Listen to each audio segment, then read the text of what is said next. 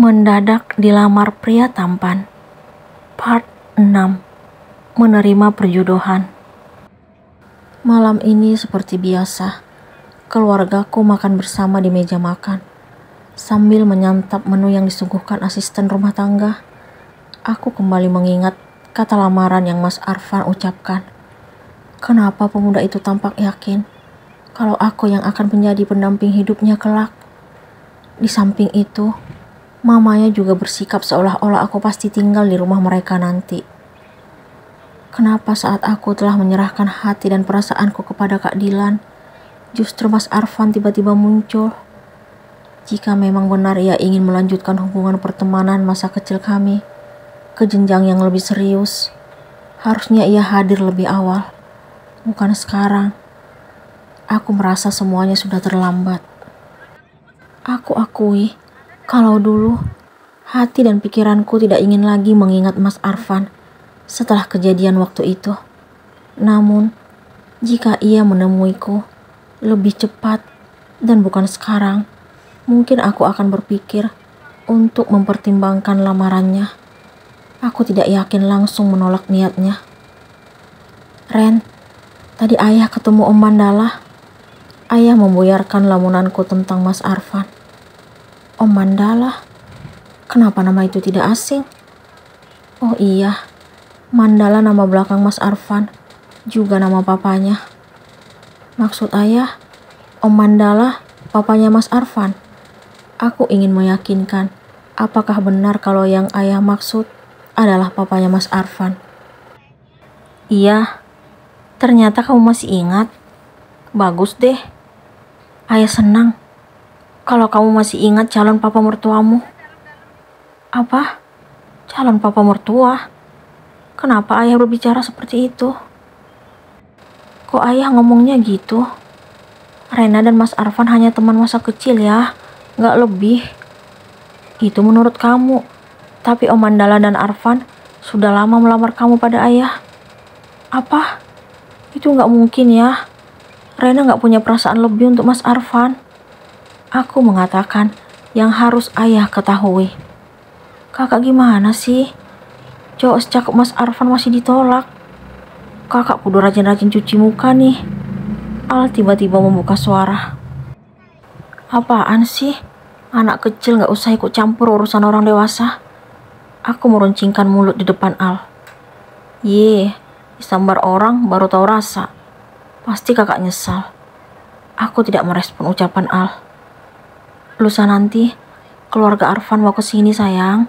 Bunda juga turut membuka suara. Untuk apa, Bun? Aku heran mendengar penuturan Bunda.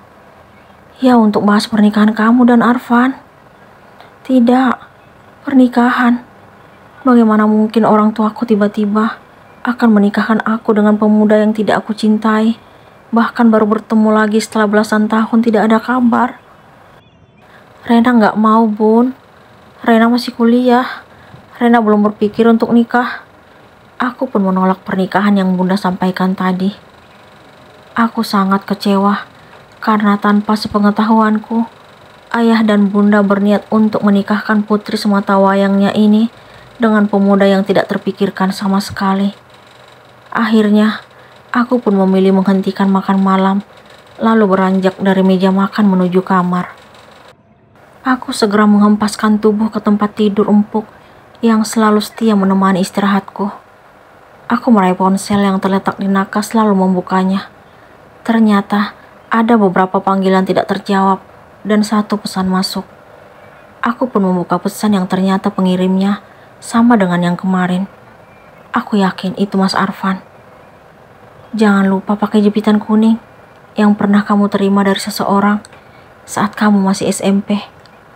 Aku yakin kamu pasti masih menyimpannya.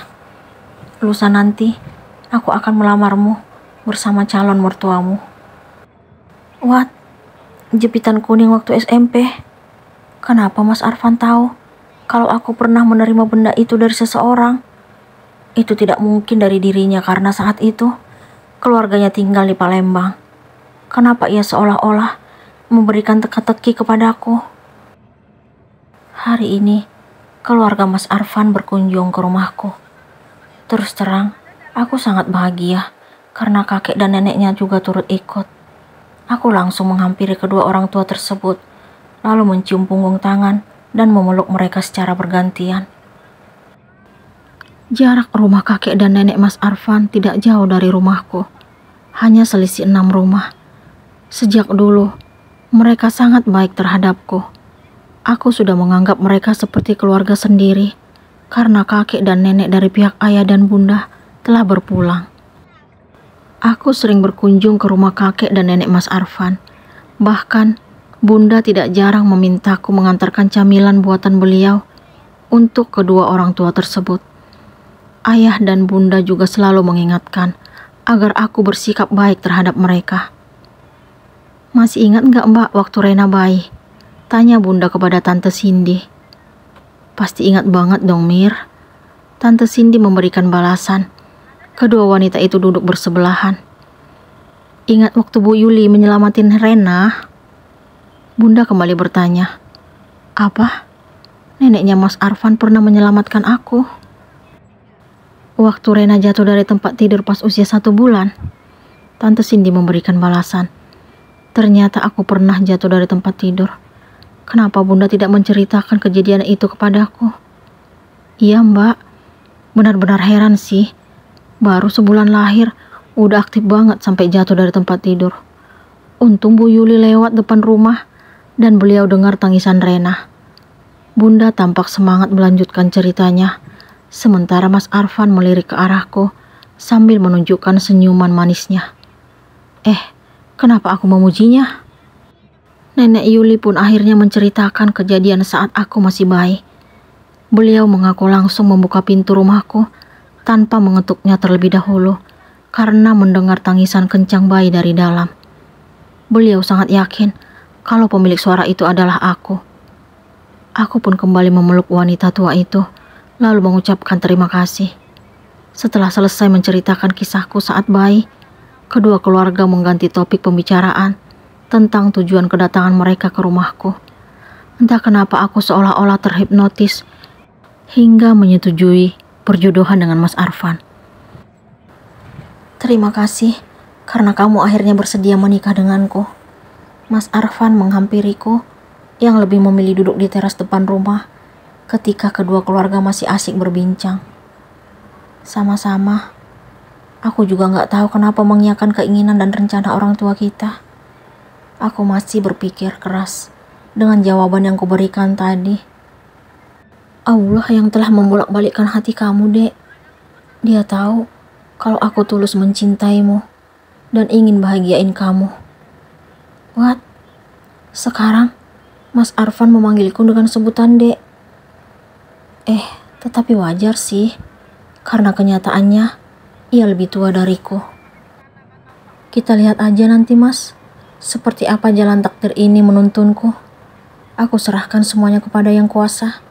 Walaupun kenyataannya, aku harus menerima menikah dengan pemuda yang tidak aku cintai. Aku yakin, kamu hanya belum menyadari cinta itu. Aku tahu seperti apa dirimu terhadapku, Dek. Ucapan Mas Arfan benar-benar sulit aku cerna. Aku gak ngerti apa maksud kamu, Mas. Terima kasih karena kamu memakai jepitan kuning ini. Mas Arfan menyentuh jepitan kuning yang aku sematkan di rambutku. Semenjak aku tidak bertemu lagi dengan Mas Arfan waktu masa kecil kami, sejak itu juga aku sering menerima barang-barang kesukaanku. Namun, orang yang memberikannya sangat aku kenal. Ia mengaku kalau pengirimnya adalah pengagum rahasiaku. Kenapa kamu tahu tentang jepitan ini, Mas? Tanya aku penasaran. Suatu saat, kamu akan tahu segalanya. Jawaban Mas Arfan membuatku menebak-nebak. Apa mungkin dia yang mengirimkan semua barang-barang yang aku suka sejak dulu? Namun, dari mana ia mengetahui semua tentangku? Lagipun, ia juga tinggal di Palembang. Siapa Mas Arfan sebenarnya? Apa yang Arfan sembunyikan dari Rena?